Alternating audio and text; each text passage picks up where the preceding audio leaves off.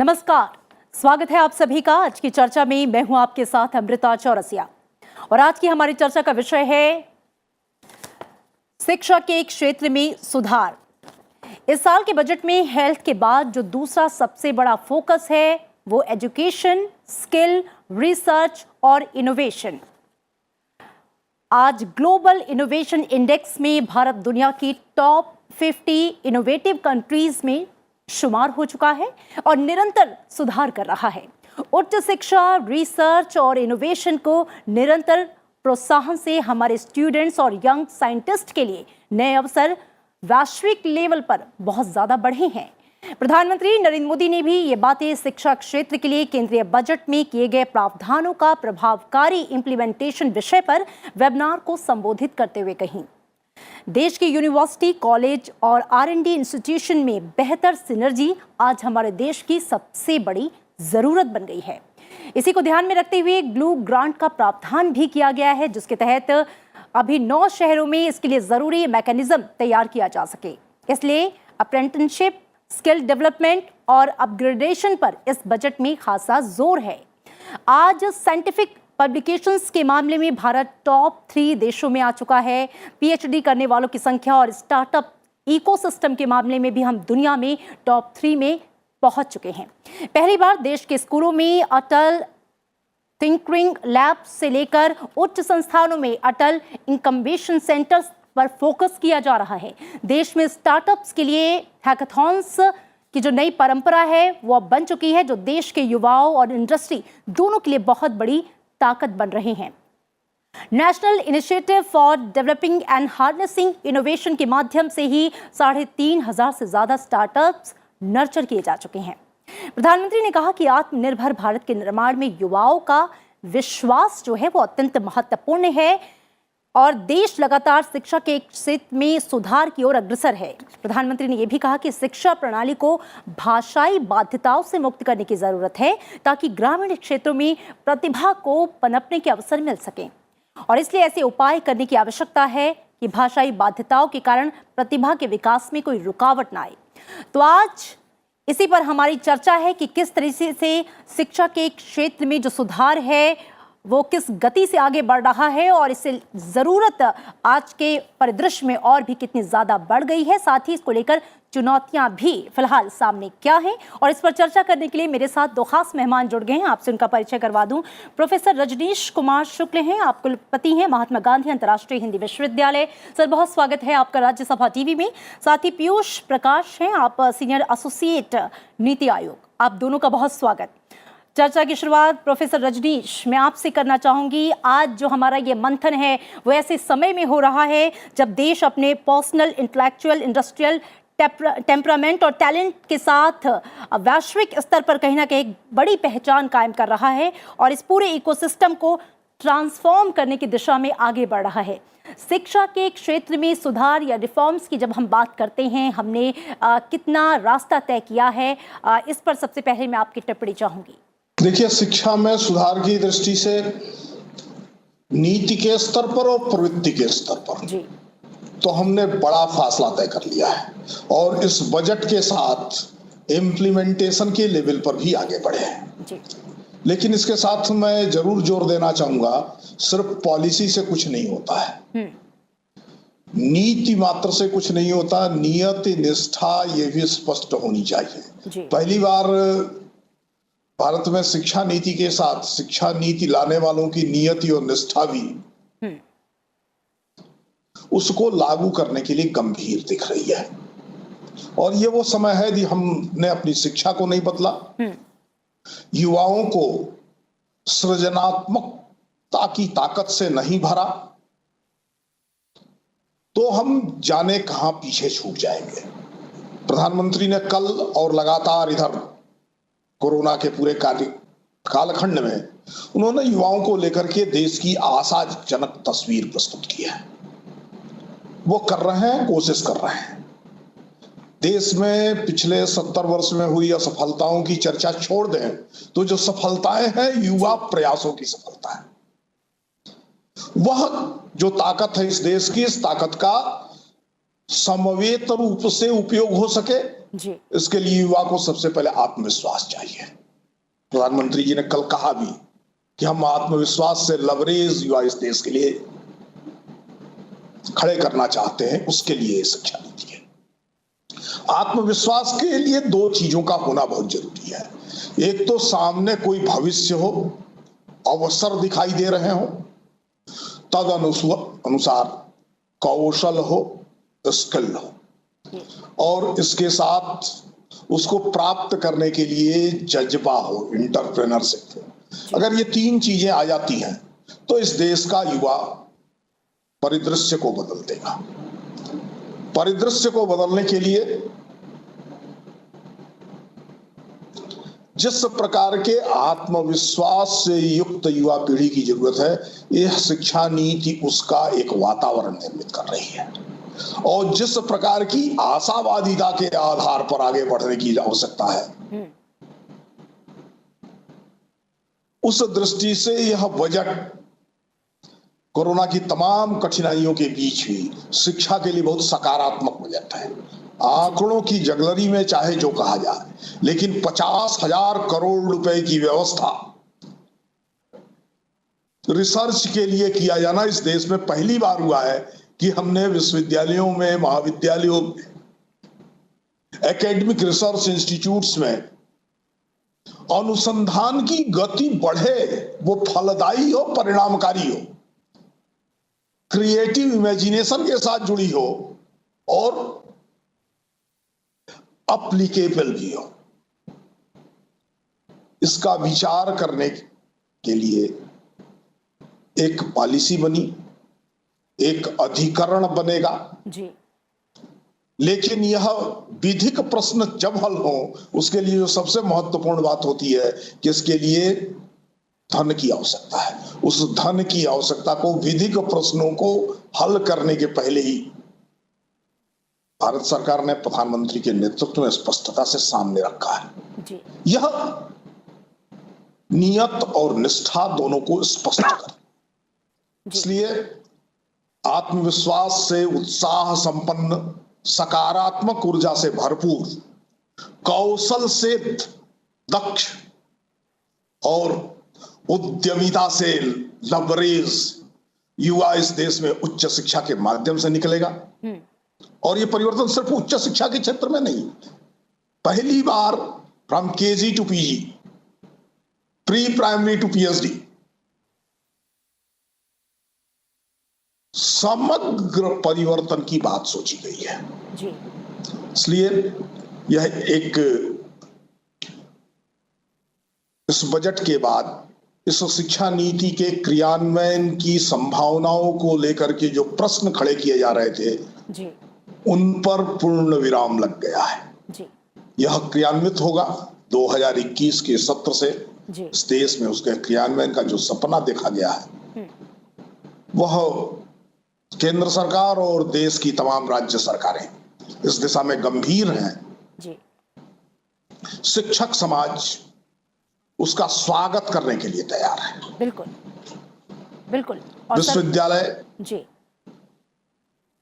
अपने को उसके हिसाब से परिवर्तित कर रहे हैं जी। ये पहली बार है जब सभी स्तरों पर ऑटोनॉमी दिख रही है परिवर्तन के लिए सकारात्मक। जी। ये बता रहा है कि सकारात्मक है, परिणामकारी है और भारत बदलेगा, भारत को युवा बदलेगा। बिल्कुल। और ये संकेत हमें स्पष्ट तौर पे दिखाई दे रहे हैं, सरकार की अप्रोच उस तरफ साफ जो है झलक रही है। पीयूष प्रकाश, मैं आपका रुख करना चाहूंगी। जो बातें प्रोफेसर रजनीश ने उठाई हैं उनके साथ ही सरकार का जो आप राष्ट्रीय शिक्षा नीति की अगर हम बात कर रहे हैं, केजी टू पीएचडी समग्र विकास और जिस तरीके के चेंजेस लाने की बात की गई है राष्ट्रीय शिक्षा नीति में, जब हम शिक्षा के क्षेत्र में रिफॉर्म्स की बात कर रहे हैं, राष्ट्रीय शिक्षा नीति में जो प्रावधान है, जो मसौदा है, जो चीजें हैं, उसे आप कितनी बड़ी ताकत के रूप में देख रहे हैं इस लक्ष्य को और तेज गति से प्राप्त करने के रूप में? जी, तो जैसा कि अभी प्रोफेसर रजनीश जी भी बता रहे थे कि माननीय प्रधानमंत्री जी ने अपने कल स्पीच में जब वो सबको एड्रेस कर रहे थे, उन्होंने बताया कि कैसे हमें रिसर्च और इनोवेशन पे फोकस करना चाहिए। और लार्जली जो बात हो रही थी वो हमें जो हमारी यूथ पावर है उसकी बात हो रही थी कि हम अपने यूथ पावर को कैसे स्ट्रेंथन करें। और उसके बहुत सारे तरीके हो सकते हैं, जैसे स्किल्ड होने से उनका कॉन्फिडेंस बढ़ता है, अगर अच्छी क्वालिटी एजुकेशन मिल रही है तो कॉन्फिडेंस बढ़ता है, अगर आपके पास रिसर्च और एम्प्लॉयमेंट अपॉर्चुनिटीज़ हैं, आपकी एम्प्लॉयबिलिटी बढ़ती है तो आपके अंदर कॉन्फिडेंस बढ़ता है। तो अगर हम इन सब चीज़ों की बात करें, एम्प्लॉयबिलिटी की, रिसर्च पोटेंशियल की, और साथ ही साथ जो उन्होंने बात की स्किल्ड होने की, इन सभी चीज़ों के ऊपर राष्ट्रीय शिक्षा नीति काफ़ी क्लियर तरीके से उनमें बहुत सारे प्रोविजंस और रिकमेंडेशंस हैं। जैसा कि राष्ट्रीय शिक्षा नीति में भी कहा गया है, नेशनल रिसर्च फाउंडेशन एक ऐसी बॉडी होगी जिसमें जो पीयर रिव्यूड बेस्ड रिसर्च को प्रमोट करेगी। आपने अगर कल सुना हो तो उसमें स्पीच में ये भी आया कि जैसे हमारे जो मैक्सिमम रिसर्च इंस्टीट्यूशंस हैं, जो सेंट्रल यूनिवर्सिटीज़ है, वो ऑलमोस्ट 10% हैं जितने भी हमारे छात्र हैं, सिर्फ 10% छात्र ही वैसे यूनिवर्सिटीज़ में जाते हैं। जी। और इसके कारण क्या होता है कि जो फंडिंग भी है मोस्टली उनकी तरफ ही ज़्यादा केंद्रित रहती है। इसकी वजह से बहुत सारे 90% ऐसे बच्चे जो कि स्टेट यूनिवर्सिटीज़ और डिफरेंट यूनिवर्सिटीज़ में पढ़ते हैं, उनके पास वो रिसर्च का फ़ायदा, उनके पास वो रिसर्च की स्किल बिल्डिंग की जो कैपेसिटी है due to lack of funds, वो नहीं हो पाती है। तो ये नेशनल रिसर्च फाउंडेशन में ये एक अपॉर्चुनिटी क्रिएट हो रही है जिससे वहाँ के जो प्रोफेसर्स हैं, जो रिसर्च स्कॉलर्स हैं, वो एक मेरिट बेस्ड सिस्टम और सिस्टम के अंतर्गत अपने रिसर्च प्रपोजल्स को सबमिट करें, उसे ब्लाइंड पीयर रिव्यूड किया जाएगा। अगर आपके रिसर्च प्रपोजल में पोटेंशियल है तो आपको बाकायदा उसके लिए राशि भी जारी की जाएगी। तो ये बात हुई रिसर्च की। और दूसरी जो मैं बात कर रहा था एम्प्लॉयबिलिटी के ऊपर, तो आपने देखा होगा राष्ट्रीय शिक्षा नीति भी ये बात कह रही है कि हमारे जितने भी पाठ्यक्रम हैं उसमें इंटर्नशिप और अप्रेंटिसशिप ये एम्बेडेड होंगे। तो जब तक आप पढ़ाई के दौरान कुछ रियल वर्ल्ड के प्रॉब्लम्स, रियल वर्ल्ड के जॉब लाइक सिनेरियोज में काम नहीं करते हैं तो थ्योरेटिकल स्किल्स, प्रैक्टिकल स्किल्स में चेंज नहीं हो पाते हैं। तो ये सब जो सुविधा पहले नहीं थी, अब ये क्योंकि एक मैंडेटरी चीज़ हो जाएगी। पहले इंजीनियरिंग में हुआ करती थी, AICTE ने 2018 में शायद एक रेगुलेशन के थ्रू इसे मैंडेटरी किया था। अब ये सारे ही यूनिवर्सिटीज़ में ये चीज़ें इंक्लूड हो जाएंगी। तो इससे जो एम्प्लॉयबिलिटी की इशू आती है, जैसे अगर आप आंकड़े देखें तो लगभग 46 से 47% ही हमारे जो स्नातक है वो एम्प्लॉयबल हैं। तो ये सारी चीज़ों से उनकी एम्प्लॉयबिलिटी बढ़ती है। और राष्ट्रीय शिक्षा नीति इन सभी चीज़ों पे कैसे इनका इम्प्लीमेंटेशन करना है, ये सवाल के बाद में एक इम्प्लीमेंटेशन रोड मैप और प्लान भी तैयार हो रहा है, जो कि अगले एकेडमिक वर्ष से शायद स्टार्ट भी हो जाए। जी बिल्कुल। और कहीं ना कहीं ये एक बड़ा रिफॉर्म जो है वो साबित होता हुआ दिख रहा है और आने वाले समय में इसके और भी सकारात्मक जो परिणाम है, रिजल्ट है, वो हमें दिखाई देंगे। प्रोफेसर रजनीश, मैं आपका रुख करना चाहूँगी। हमने देखा कि कोविड-19 महामारी के दौरान जिस तरीके से हमारी शिक्षा ने शिफ्ट किया डिजिटल की ओर, और जिस तरीके से तकनीक जो हमने देखा, डिस्टेंस लर्निंग, कहीं ना कहीं बहुत बड़ा रोल अदा किया है डिजिटल शिक्षा ने। जो हमारे डिजिटल शिक्षा की ओर बढ़ते हुए कदम है या जो तकनीक का सहयोग है शिक्षा के क्षेत्र को और भी ज़्यादा परिमार्जित करने के लिए, इसे आप कैसे देख रहे हैं और उसकी संभावनाओं को आप कैसे आंकते हैं? देखिए, एक्सटेंसिव यूज ऑफ टेक्नोलॉजी तो शिक्षा को बदलेगी जी, क्योंकि यह शिक्षा नीति पहली बार है जिसने भौगोलिक रूप से दुर्गम स्थानों पर होने के कारण जो बच्चे शिक्षा नहीं प्राप्त कर पा रहे हैं उनकी भी चिंता कर रही है। और वहां तक पहुंचने के लिए टेक्नोलॉजी सबसे सहज और तेजी से पहुंचने का रास्ता।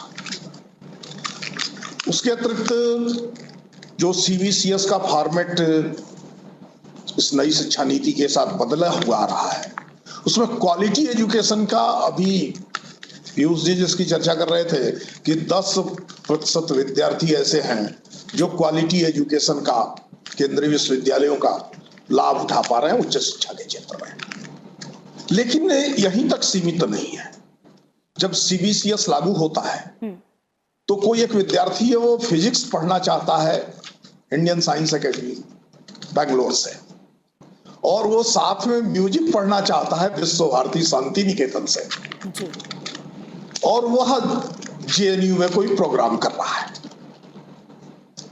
अब उसको यह सुविधा सिर्फ और सिर्फ टेक्नोलॉजी से मिल सकती है कि JNU में अपने प्रोग्राम को पूरा करते हुए, अपने शैक्षिक कार्यक्रम को पूरा करते हुए, वो JNU में रहते हुए म्यूजिक शांति निकेतन से और physics Indian science academy Bangalore से कर सके। उसके अतिरिक्त देश के जो दुर्गम स्थान हैं, जी जहां स्कूल से गांव की दूरी 30 किलोमीटर, 25 किलोमीटर और कहीं कहीं 40-50 किलोमीटर की। लेह में 70-70 किलोमीटर तक 5-7 स्कूल जाने की उम्र के बच्चे हैं। उन बच्चों को पढ़ाने के लिए लोगों को गांव छोड़ने पड़ रहे हैं, गांव निर्जन हो रहे हैं। पहाड़ों की ये बड़ी समस्या है। उन स्थानों तक उन बच्चों की प्राथमिक पढ़ाई की दृष्टि से भी इसका उपयोग होगा। जी क्लस्टर कॉन्सेप्ट का प्रयोग करते हुए एक ही नगर के अंदर जो विशेषज्ञता जिस शिक्षक के अंदर है, वो सभी विद्यार्थियों को उस स्तर के, जिस स्तर की उसकी विशेषज्ञता है, विषय का ज्ञान है, वह एक साथ पढ़ा सकेगा। इसमें भी टेक्नोलॉजी उपयोग में आने वाली है। लाइब्रेरीज का उपयोग, देश भर की सारी लाइब्रेरीज का उपयोग सभी विद्यार्थी कर सके, इस दृष्टि से भी टेक्नोलॉजी उपयोग में आएगी। और तीसरा, अनुसंधान की गति को बढ़ाना है तो डिजिटल लैब भी बहुत महत्वपूर्ण है। जी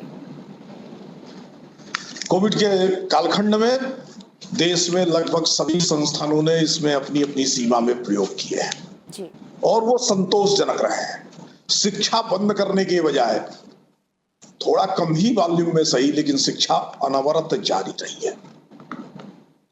इसका अगर कोई सघन प्रयोग प्रारंभ हो जाता है सरकार की नीतियों के अंतर्गत, क्योंकि अभी तो आपातकालीन व्यवस्था थी, जिसके पास जैसा कुछ संसाधन था उस हिसाब से शैक्षिक संस्थानों ने प्रयोग किया अपने अपने स्तर पर, लेकिन नीतिगत रूप से योजनाबद्ध ढंग से अगर इसके प्रयास किए जाते हैं तो कम लागत में क्वालिटी एजुकेशन सब तक पहुंचाने की, सभी स्तरों के विद्यार्थियों तक पहुंचाने के लिए एक देश के अंदर इंफ्रास्ट्रक्चर का ढांचा है, उसको टेक्नोलॉजी से मोबिलाइज करना है, रीचेबल करना है।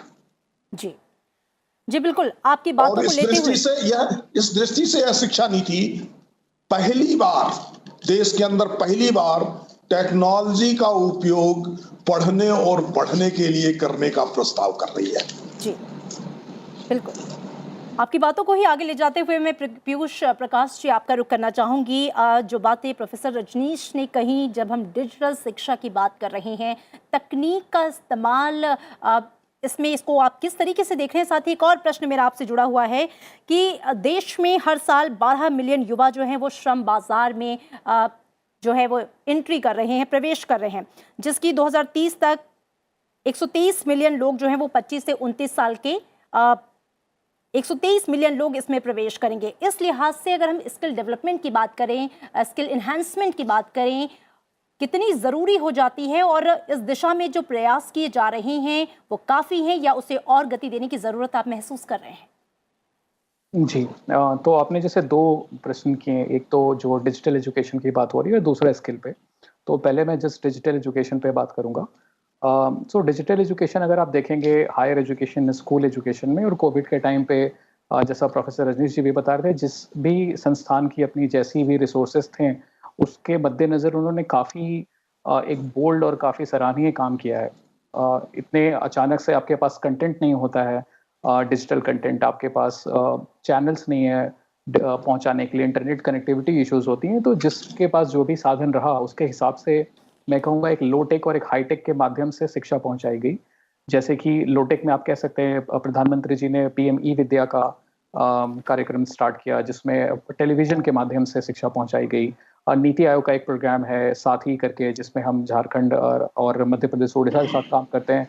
वहाँ पे हमने रेडियो और मोहल्ला स्कूल्स चलाया, जहाँ पे जो भी सुविधा उपलब्ध थी। वैसे ही हायर एजुकेशन में बहुत ही जगह आप कह सकते हैं कि यूनिवर्सिटीज़ ने रिकॉर्डेड वीडियोस के तहत और भी बहुत सारे तरीकों से बच्चों तक शिक्षा पहुंचाई। तो अभी इस क्षेत्र में भी बहुत कुछ करने की जरूरत है। जैसा कि आप जानते हैं, राष्ट्रीय शिक्षा नीति में नेशनल एजुकेशन टेक्नोलॉजी फोरम की बात कही गई है। उस पे कार्यक्रम, उसका जो कार्य क्रियान्वय है वो स्टार्ट हो चुका है, एक तरीके से टास्क फोर्स बन चुकी है। उसमें एक नेशनल डिजिटल एजुकेशन आर्किटेक्चर, जो एक कंप्लीट आर्किटेक्चर होगा, जिसपे एजुकेशन, जैसे दीक्षा और स्वयं पोर्टल पहले से हैं, तो ये सारे जितने भी एग्जिस्टिंग पोर्टल है उनको और कैसे अच्छा बना सकते हैं। तो दूसरा आपने जो स्किल पे किया, मैं उस पे आना चाहूँगा कि जैसे आपने बोला 12 मिलियन लाख बच्चे हर एक साल जॉब मार्केट में निकल रहे हैं, तो उनके एम्प्लॉयमेंट का क्या इशू है। तो एजुकेशन का आप नॉर्मली देखेंगे तो मोस्टली तो जब भी आप एजुकेशन का देखेंगे मोस्टली आपको दो चीज़ें, एक तो एम्प्लॉयमेंट जो कि इकोनॉमी कैसी ग्रो कर रही है, जीडीपी क्या है, उसके हिसाब से आपकी इकोनॉमी ग्रो करती है, और जो दूसरी है कि आप कितने एम्प्लॉयबल हैं, आपकी एम्प्लॉयबिलिटी क्या है। तो हम जितना ही ज़्यादा अपने बच्चों को एम्प्लॉयबल बनाएंगे, उतना ही ज़्यादा हमारी इकोनॉमी भी ग्रो करती है। तो जो मैं एम्प्लॉयबिलिटी के आंकड़े बता रहा था कि कुल 46% ही बच्चे हमारे देश में एम्प्लॉयबल हैं, तो ये दर्शाता है कि हमें स्किल डेवलपमेंट की कितनी ज़्यादा ज़रूरत है। और जो राष्ट्रीय शिक्षा नीति ने बताया कि हमें अपने जो कोर्सेज हैं उसके अंतर्गत अगर इसको हम फॉर्मलाइज कर दें, जितने भी हमारे ग्रेजुएट्स निकल रहे हैं, चाहे वो टेक्निकल फील्ड से हो, चाहे सोशल साइंसेज से हो, आर्ट्स से हो, तो उनके पास भी सुविधा उपलब्ध हो कि वो भी इंटर्नशिप और अप्रेंटिसशिप के माध्यम से अपनी स्किल को बढ़ाएं। और सिमिलरली जो हमारे जितने भी आप कह लें जो ब्लू कॉलर जॉब्स है या ग्रे कॉलर जॉब्स है, उनके लिए भी बहुत सारी स्किल डेवलपमेंट सेंटर जो बने हुए हैं, प्रधानमंत्री कौशल विकास केंद्र बने हुए हैं, उनके माध्यम से भी उन्हें स्किल डेवलपमेंट दी जा रही है। बट इसका और ज़्यादा प्रचार और प्रसार करना ज़रूरी है ताकि ये लोगों को एस्पिरेशनल लगे। एक इशू बहुत बड़ा ये है कि लोग समझते हैं जो वोकेशनल एजुकेशन है, स्किल बेस्ड एजुकेशन है, वो एस्पिरेशनल नहीं है, मतलब वो एक तरीके से ग्रेजुएशन या फिर पोस्ट ग्रेजुएशन से नीचे का की चीज़ है। तो उसके ऊपर बहुत ज़्यादा प्रचार प्रसार करने की ज़रूरत है, और उसकी जो इक्विवेलेंस है, अगर मैं स्किल की कोई लेवल कंप्लीट करता हूँ, जैसे NSQF लेवल्स है हमारे, नेशनल स्किल क्वालिफिकेशन फ्रेमवर्क, तो अगर मैं लेवल लेट्स सपोज कि मैं लेवल 10 की जो सर्टिफिकेशन है वो कर लेता हूँ, तो उसकी इक्विवेलेंस अगर हम जो पैरेलल ग्रेजुएट डिग्री है उसके साथ बना लें, तो ज़्यादा से ज़्यादा लोग स्किल की तरफ जाने लगेंगे। तो ऐसी सुविधाएं करने से स्किल के जो लोग हैं उसमें उनका इंटरेस्ट बढ़ेगा, और ज़्यादा स्किल्ड बच्चे हमारे यूनिवर्सिटीज़ और हमारे कॉलेजेस से निकलेंगे, और जो एम्प्लॉयबिलिटी रेट बढ़ेगी, जो 46 से अगर हम और आगे देखें, जो डेवलप्ड कंट्रीज हैं वहाँ 85-90% तक स्किल्ड वर्कर्स निकलते हैं।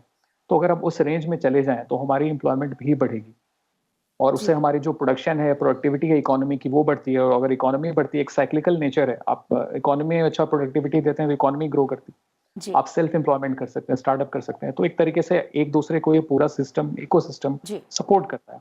तो आई थिंक इस पे काफी जोर देने की जरूरत है। जी बिल्कुल, इस पे जोर देने की जरूरत है, और सरकार ने बहुत महत्वपूर्ण कदम उठाए भी हैं इस दिशा में। स्किल डेवलपमेंट एनहांसमेंट की दिशा में काफ़ी अच्छा प्रयास किया जा रहा है। प्रोफेसर रजनीश, मैं आपका रुख करना चाहूँगी। प्रधानमंत्री ने अपने संबोधन में ये भी कहा कि सभी शिक्षाविदों को, हर भाषा के जानकारों का ये दायित्व है कि देश और दुनिया का जो बेस्ट कंटेंट है वो भारतीय भाषाओं में कैसे तैयार किया जाए। उन्होंने ये भी कहा कि टेक्नोलॉजी के माध्यम से ये संभव भी है, और साथ ही उन्होंने जो लोकल लैंग्वेज है, भारतीय भाषाएं हैं, अलग अलग प्रांतों की शिक्षा में भाषाओं में बेहतरीन, जो वहाँ के जो लोकल युवा हैं उनमें टैलेंट है, वो अपनी भाषा में बेहतर कर सकते हैं, तो उन्हें वो कंटेंट भी उस भाषा में उपलब्ध हो। इस दिशा में आपको क्या लगता है, कितनी कोशिशें फिलहाल जो चल रही हैं और जो कोशिशें हैं अभी किए जाने की ज़रूरत है, और ये कितनी इम्पोर्टेंट भी है? हाँ, ये आपने बहुत महत्वपूर्ण सवाल किया। यद्यपि इस देश में नेशनल ट्रांसलेशन मिशन के नाम से एक अभियान लंबे समय से चल रहा था, लेकिन इस शिक्षा नीति के आने के साथ शिक्षा नीति में एक बात कही गई थी कि हम एक national Indian institute of translation and interpretation बनाएंगे। जी। उसको स्थापित करने के लिए जो कमेटी बनी थी उसका मैं एक सदस्य था। अभी हम अपनी रिपोर्ट प्रस्तुत करते, उसके पहले उसको स्थापित करने के लिए बजट में प्रोविजन आ गया। ये पहले तो गंभीरता दिखती है कि सरकार कितनी गंभीर है, कि रिपोर्ट प्रक्रिया में कमेटी की बैठकें चल रही थी, उसके बीच ही बजट का समय आया। हमने रिपोर्ट कल ही सबमिट की है उसकी, और बजट में उसके लिए प्रोविजन आ गया कि national institute of Indian institute of translation और इंटरप्रिटेशन के लिए बजटरी प्रोविजन कर रहे हैं। तो सरकार की गंभीरता है। महत्व क्या है जो प्रधानमंत्री ने कहा वो महत्वपूर्ण है कि हमें ट्रांसलेशन के बारे में सोचना पड़ेगा कि टर्सरी लेवल ट्रांसलेशन ना हो, ट्रांसलेशन फर्स्ट लेवल हो। अब फर्स्ट लेवल ट्रांसलेशन करने के लिए दुनिया की सभी भाषाओं में जो ज्ञान विज्ञान है, श्रेष्ठतम नॉलेज टेक्स्ट हैं, उनको ले आना चाहिए। इसमें मशीन का भी उपयोग करना है, मशीन ट्रांसलेशन का उपयोग करना है, आर्टिफिशियल इंटेलिजेंस का उपयोग करना है। इन दोनों का उपयोग करने के साथ एक बड़े व्यापक मानव संसाधन की भी आवश्यकता है। स्किल्ड ट्रांसलेटर्स की जरूरत है। और यदि भारत को आगे आने वाले दिनों में अपना व्यापार भी दुनिया भर में फैलाना है तो वेल इक्विप्ड स्किल्ड इंटरप्रेटर्स की भी जरूरत है। जाहिर तौर यह सब करने के लिए जो ट्रेडिशनल ट्रांसलेशन का सिस्टम है उसमें भी बड़े बदलाव की जरूरत है। एक भारतीय भाषा से दूसरी भारतीय भाषा में आज जो ट्रांसलेशन का तरीका है कि पहले उसको इंग्लिश में ट्रांसलेट करते हैं, तमिल से कन्नड़ में ट्रांसलेट करना हो तो तमिल से अंग्रेजी में ट्रांसलेट होता है, फिर कन्नड़ में ट्रांसलेट होता है। परिणाम होता है कि जो कन्नड़ में सामग्री तमिल से आ रही है वो टर्सरी लेवल ट्रांसलेशन होता है और कभी कभी अर्थ का अनर्थ हो जाता है। इस तरह से जो प्रधानमंत्री ने क्वालिटी कंटेंट की बात की, गुणवत्तापरक सामग्री अनुवाद के माध्यम से आए, इसके लिए गंभीरता भी है, सरकार की भी गंभीरता है और सरकार ने इस शिक्षा नीति के माध्यम से शिक्षाविदों से भी गंभीरता की बात की है। बिल्कुल, और प्रधानमंत्री का ये सही बात है, ये सही बात है। अंतिम बात इसको पूरा करता हूँ। आवश्यकता इसलिए है कि शिक्षा नीति का जो पहला प्रीफेस की पहली पंक्ति है वह क्रिएटिविटी की बात करती है, रचनात्मकता की ताकत की बात करती है, क्रिएटिव इमेजिनेशन की बात करती है और क्रिएटिव इमेजिनेशन हमेशा मातृभाषा में होता है।